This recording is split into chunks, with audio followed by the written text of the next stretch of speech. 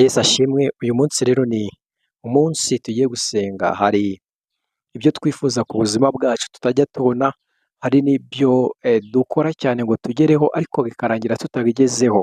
Rero hari inkike zatumaga ubuzima bwawe buguma ku manegeka, uyu munsi zigomba kurangira. Hari ibyatumaga utabomora, utinjira, udaca mu muryango ngo winjire ku buzima bwawe, uyu munsi bigomba kurangira. Rero ijambo rikuru mbazaniye ni uko uyu munsi Imana igiye gusenya inkuta, igikuta gihagarika umugisha wawe. Turifashisha ijambo ry'Imana riboneka muri Yosuwa igice cya 6 ku murongo wa 20. Harimo ijambo rivuga ngo inkike zirariduka none today. Uyu munsi inkike z'ubuzima, uyu munsi inkike z'amadeni, uyu munsi inkike z'agahinda, uyu munsi inkike z'ibyago ku buzima bwawe zigomba guhinduka, zigomba gusenyuka, niko ijambo ry'Imana rivuga. Cyane cyane ndashimira mwe mwagiye mukora subscribe, ni iby'agaciro ku buzima bwacu, ni iby'agaciro ku buzima bwacu.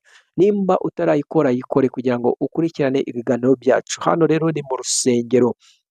Aha icyo tugamije ni ugusenga tukihana tukabona umugisha w'Imana. Turashaka ko byibura mu myaka 3 gusa, ntabwo tuvuga imyaka myinshi, imyaka 3 tubona impinduka ku buzima bwacu, amateka y'ubuzima ahinduke, akazi dukora, mu byo turya, mu magambo tuvuga, mu myenda twambara, byose buri kimwe cyose gihinduke kuko twamenye Imana. Dufite Imana ikora, dufite Imana ivuga, dufite Imana ikora ibintu biri hatari, ibintu birenze ubwenge bwacu. Rero uyu munsi senga, ndagira ngo tubwire Imana ati Mana, uyu munsi hari igikuta cyari cyanzengereje, hari ubuzima bwari bwanzengereje, hari amagambo yanzengereje, ariko uyu munsi ndagira ngo byose biriduke, byose biriduke, byose biriduke. Ndinjira mu mugisha wanjye, ndinjira mu mahoro yanjye, ndinjira mu kubaho kwanjye, ndinjira mu munezero wanjye, ndinjira mu gikundiro cyanjye.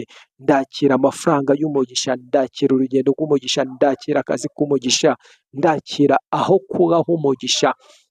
Oya, ndakira inshuti z'umugisha, ndakira ubuzima busha, ndakira amahoro mashya, ndakira icyerekezo gishya. Uyu munsi ndatangira ubuzima busha, sinitaye ku byaha nakoze. Ndagira ngo ibyo byose ubimbagarire, nicyo cyakuzanye, waje kugira ngo umbagarire ibyaha byanjye.